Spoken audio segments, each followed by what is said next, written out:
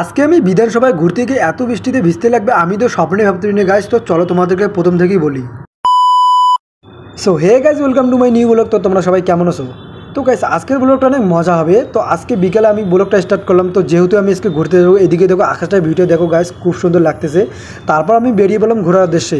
তো ব্যাঙ্গালোরতে এমন কোথায় জায়গা আছে যে যেখানে আমি ঘুরতে যাব, তো তোমরা সবাই গেস করো, আমি তোমাদেরকে কিছুক্ষণ পরেই বলতেছি। আর এদিকে দেখো রাস্তার ভিউটা দেখো গাইস, খুব সুন্দর লাগতেছে।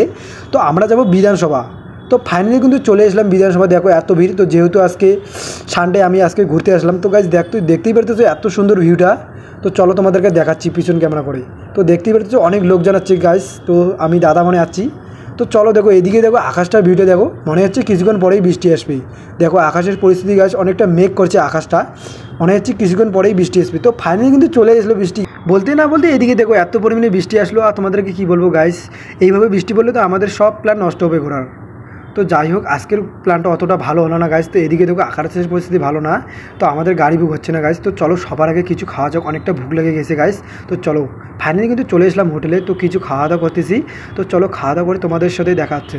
তো আজকের ব্লগটা এটুকুই। ভালো লাগলে অবশ্যই একটা শেয়ার করে দিও। আর তোমরা সবাই ভালো থেকো, টাটা।